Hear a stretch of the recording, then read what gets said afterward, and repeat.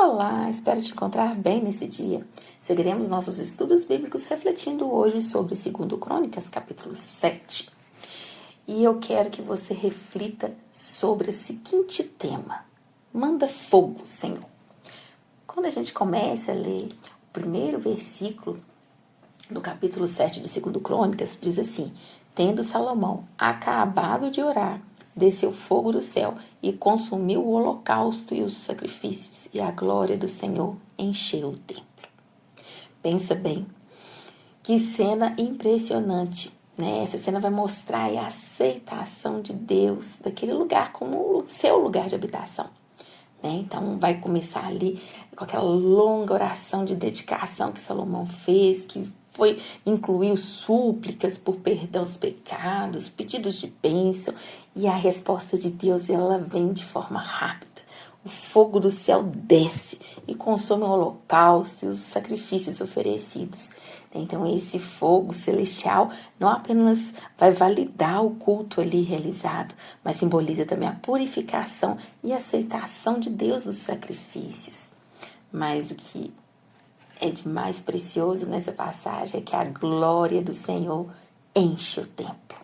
Essa glória frequentemente é associada com uma nuvem luminosa ou uma manifestação visível da presença de Deus. Ela é a confirmação de que Deus escolheu aquele lugar como seu lugar de habitação aqui na terra. Então é um momento que vai se cumprir a promessa feita a Davi, de que seu filho construiria um templo para o Senhor e ele habitaria nele. Então a presença de Deus não é algo só físico, é algo emocional e espiritual, né? O povo de Israel é inundado por uma sensação assim, de reverência e temor diante do poder e da majestade de Deus. É um testemunho de quão significativo e sagrado era aquele templo para o povo escolhido de Deus. Era o lugar onde eles podiam se aproximar de Deus e experimentar a sua presença de maneira única. Então não é só uma demonstração de poder, mas também uma lição sobre a centralidade da adoração e do culto ali na vida espiritual de Israel. Então a presença de Deus no templo servia para lembrar constantemente a importância de uma busca sincera e dedicada no nosso relacionamento com o Senhor. Então destaca aí a necessidade de cultuar a Deus com reverência, com gratidão, com humildade, reconhecendo que Ele é digno de toda a adoração. Essa glória de Deus no templo de Salomão vai prefigurar o que estava por vir na história da redenção. Mas, antes da gente prosseguir aqui com os nossos estudos e reflexões, eu quero te pedir que você se inscreva aqui no nosso canal, ativa o sininho, aí você vai receber as notificações e nos ajuda a expandir a palavra de Deus. Então faça agora 3 coisas rapidinhas. Deixe seu like, comenta e compartilha. Essas 3 ações vão nos ajudar a expandir a palavra do Senhor. Conto com você. Conto com você também para ler 2 Crônicas, capítulo 7, todinho. Por quê? Porque nós vamos agora falar sobre alguns pontos aqui que são bem importantes. Então a gente vê que ele começa logo, com a oração, E aí desce fogo do céu e tem aquela manifestação, gloriosa da presença do Senhor e da aceitação, Então, essa manifestação da glória de Deus no templo é uma promessa, um testemunho da fidelidade de Deus às suas alianças e à sua escolha ali de Jerusalém como local de culto. Então, a partir do versículo 4 ali, vai descrever a resposta do povo a essa manifestação, Então o rei e todo o povo ofereceram sacrifícios perante o Senhor. Então esse ato de adoração e gratidão é uma resposta natural à presença de Deus. E é o fogo celestial que consumiu ali os sacrifícios. Então demonstrava a reverência do povo e a sua compreensão da importância ali daquele momento. E a gente vai ter a descrição da grandiosa festa que teve, de dedicação, que Salomão e o povo realizaram ali. Então, uma festa que durou 7 dias, Pensa bem, uma semana inteira de celebração contínua, que vai culminar ali com a assembleia do 8º dia. Então, a magnitude aí dessa celebração reflete a importância do templo na vida de Israel e a sua dedicação ali à adoração a Deus. No versículo 7, contém uma promessa bem direta que Deus faz a Salomão. Ele vai afirmar assim: acabei de santificar essa casa que tu edificaste para pôr o meu nome nela para sempre. Nele estarão os meus olhos e o meu coração perpetuamente. Então, é uma afirmação muito poderosa da presença constante de Deus ali no templo. Ele não apenas estava presente naquele momento, mas a sua presença permaneceria ali para sempre. Então, isso significava que o templo era um local único de encontro entre Deus e seu povo. Um lugar onde os olhos e o coração de Deus estariam sempre voltados. E essa promessa de Deus a Salomão também vai reafirmar a escolha de Jerusalém como local de culto central para Israel. Então Deus tinha uma relação especial com essa cidade e havia escolhido aquele lugar para habitar entre seu povo. Essa escolha não era assim arbitrária, é uma demonstração do compromisso de Deus com a nação de Israel e a sua promessa a Davi, que um descendente dele construiria então esse templo para o Senhor. Vai mostrar então a importância aí da dinastia de Davi, a continuidade. Ele menciona que se Salomão e seus filhos guardarem os mandamentos de Deus, a dinastia de Davi continuaria a reinar sobre Israel. Então isso não apenas destaca a importância da obediência à vontade de Deus, mas também aponta para o Messias prometido, que viria da linhagem de Davi e reinaria então para sempre. Então, temos aí uma lição atemporal sobre a fidelidade de Deus, as suas promessas, e sua presença constante na vida do seu povo. Bom, aí a partir ali do versículo 8, inicia ali a descrição dessa festa, que foi muito grandiosa. Então, celebraram solenemente a festa durante 7 dias, a assembleia ao 8º dia, fazia uma solene reunião segundo o rito. Então, essa festa de uma semana culmina ali no 8º dia, que era um testemunho, então, da alegria, da dedicação do povo, nessa adoração a Deus. E vai revelar, então, o destaque dado aí à oração de Salomão durante essa festa. Então, Salomão não apenas construiu o templo, mas também o dedicou como uma oração solene, reconhecendo a importância do local, como lugar ali entre o encontro de Deus e o seu povo. Então, ele vai iniciar a oração ali com palavras de adoração, glorificando o nome do Senhor, exaltando sua fidelidade em cumprir promessas. E no decorrer da oração, Salomão reconhece a presença de Deus no templo e o adora como Deus que cumpre suas promessas. Então ele se volta para Deus em busca da sua misericórdia e graça, pedindo que ouça as súplicas e as orações do povo quando eles clamarem na direção do templo. Então Salomão expressa aí a confiança de que Deus ouvirá e vai atender as necessidades do povo, demonstrando assim a sua profunda fé que ele tinha. E aí ele vai, no versículo 10, vai destacar aí o caráter de gratidão e alegria que permeou ali aquela dedicação do templo e a oração de Salomão. Então o povo de Israel celebrou com regozijo o término do templo e a resposta de Deus à oração de Salomão. Então, foi uma grande festa mesmo, mostrando aí essa adoração e essa busca por Deus, como que isso representava ali, na vida espiritual do povo.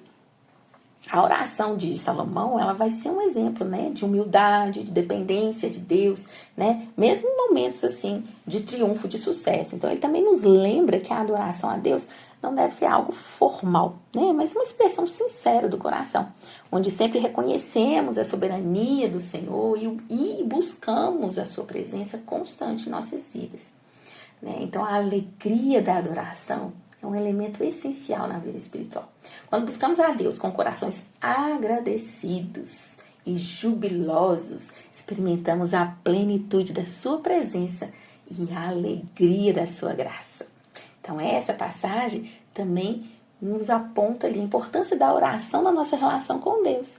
Assim como Salomão buscou a face de Deus no templo, nós somos encorajados a buscar o Senhor em oração, confiando que Ele ouve e Ele responde às nossas súplicas. A partir do versículo 11, vai ter uma narrativa muito importante que diz assim, assim Salomão acabou a casa do Senhor e a casa do rei, e tudo o que Salomão intentara fazer na casa do Senhor e na sua casa, prosperamente o realizou. Então esse versículo destaca aqui a habilidade de Salomão como construtor e como líder, cumprindo ali com sucesso a construção da sua própria casa. Então tudo foi feito prosperamente, que é um testemunho aí do favor do Senhor sobre ele. Aí no versículo 12, nós temos uma segunda aparição de Deus, para Salomão, que diz assim: apareceu o Senhor a Salomão de noite e lhe disse: ouvi a tua oração e escolhi para mim este lugar para casa de sacrifícios. Então aqui Deus reafirma a sua presença, a sua aceitação do templo, agora como uma casa de sacrifícios. Então isso significa que o templo se tornaria o centro do culto a Deus e o lugar onde o povo de Israel ia oferecer então os seus sacrifícios de adoração. E aí continua assim: se eu cerrar o céu, de modo que não haja chuva, ou se ordenar aos gafanhotos que consumam a terra, ou se enviar a peste entre o meu povo. Então aqui Deus vai fazer referência a situações que poderiam afetar a nação de Israel, como falta de chuva, praga de gafanhoto, disseminação de doenças. Então essas situações seriam sinais de desaprovação de Deus e, portanto, um chamado à atenção ao quê? Que o povo venha se arrepender. E aí no versículo 14 a gente tem um dos versículos mais lidos e muito profundos, que é: se o meu povo que se chama pelo meu nome se humilhar e orar e me buscar e se converter dos seus maus caminhos, então eu ouvirei dos céus, perdoarei os seus pecados e sararei a sua terra.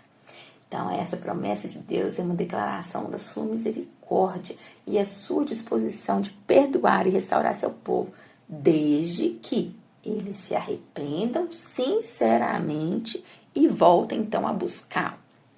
Então Deus reforça a importância da aliança que ele estabelece com o povo de Israel, com a casa de Davi e com o templo de Jerusalém. Então ele promete que seus olhos e seu coração estarão perpetuamente voltados para esse lugar, demonstrando ali sua presença constante e a sua lealdade a essa promessa.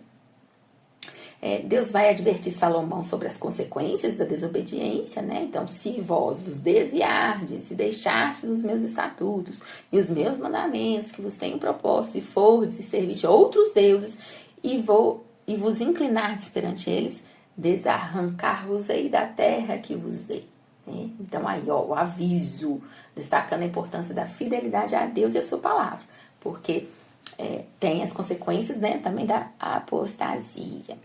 E aí, no versículo 19, vai iniciar com Deus dando um mandamento bem direto a Salomão. Diz assim: porém, se vós vos desviardes e deixastes os meus estatutos, os meus mandamentos que vos tenho proposto, e outros deuses, e vos inclinastes perante eles.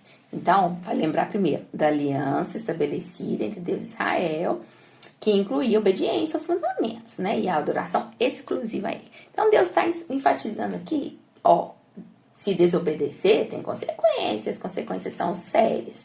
Então, Deus vai continuar advertindo sobre as consequências da apostasia, afirmando que ele vai desarrancar o povo da terra, e vai lançar sobre eles a sua ira e indignação.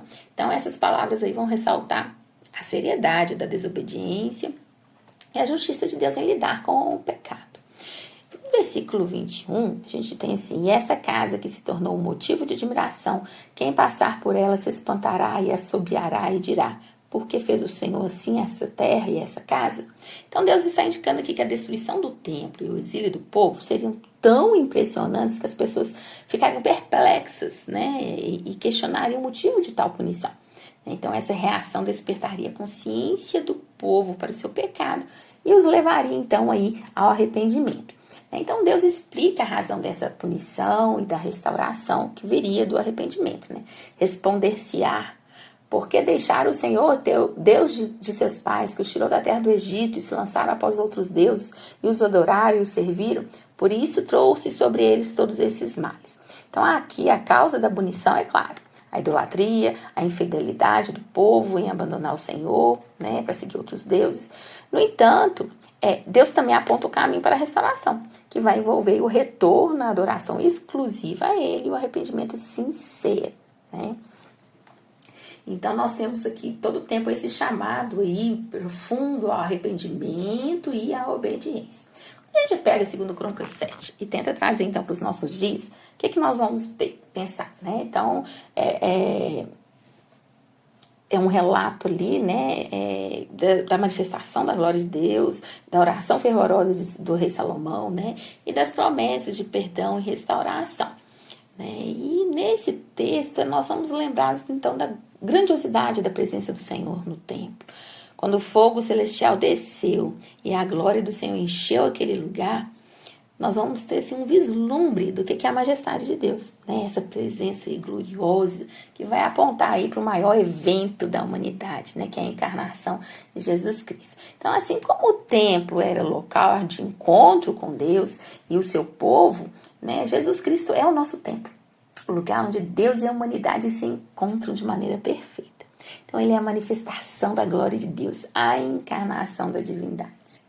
João 1,14 diz assim: e o verbo se fez carne e habitou entre nós, cheio de graça e de verdade, e vimos a sua glória como a glória do unigênito do Pai. Então, a oração de Salomão também vai nos ensinar algumas lições preciosas, né? Salomão reconheceu a importância da humildade diante de Deus e da busca pela sua graça. Da mesma forma, nós também devemos nos humilhar diante do Senhor, reconhecendo que somos pecadores e necessitamos da sua misericórdia. Devemos orar com fé, confiando de que Ele ouve todas as nossas súplicas e está sempre pronto a nos perdoar e restaurar. Então, as promessas do Senhor, que estão contidas aqui nesse capítulo, são testemunho do caráter de Deus. Sua fidelidade em cumprir suas promessas é bem exemplificada ali na promessa feita da vida, sua linhagem, né, que vai culminar aí com a vinda do Messias, né, e cumprindo então aí a promessa que trouxe salvação a todo mundo. A promessa de Deus ali de perdoar e sarar a terra é um eco do Evangelho. Então, em Jesus, encontramos perdão completo e a cura para os nossos pecados. Então, ele é o único caminho para a reconciliação com Deus e a restauração da nossa comunhão com o Pai. No entanto, a gente não pode ignorar aqui o chamado ao arrependimento presente aí nesse capítulo. Então, Deus advertiu Israel sobre as consequências da apostasia e da idolatria. Então, da mesma forma, nós também somos chamados a abandonar nossos pecados e nos voltar para Cristo. Então, devemos rejeitar qualquer tipo de idolatria que tenha se infiltrado em nossas vidas e nos inclinarmos somente para Deus Pai. Né? Então, nós somos lembrados que a nossa fé ela é centrada em Cristo. Cristo é o nosso templo, o nosso mediador, é a única fonte de perdão e restauração. Então, assim como Salomão orou de forma fervorosa e experimentou a glória de Deus, assim também a gente deve buscar a face do Senhor, né? Em humildade, em fé. Né? Então, que isso nos leve a o quê? A nos arrependermos diante, né, com os nossos pecados e a confiar na promessa de perdão e restauração que Deus tem para nos oferecer. Né? E que possamos aí viver, né, para a honra e glória, né, do nome do Senhor. E eu quero te incentivar, então, a estar orando por 3 pontinhos nesse capítulo. Arrependimento e perdão. Busca pela presença de Deus e busca por obediência e fidelidade. Né? São 3 pontos muito importantes na nossa vida com o Senhor. E eu espero que você, então, cada vez mais se arrependa e se aproxime dele. Que o Senhor te abençoe.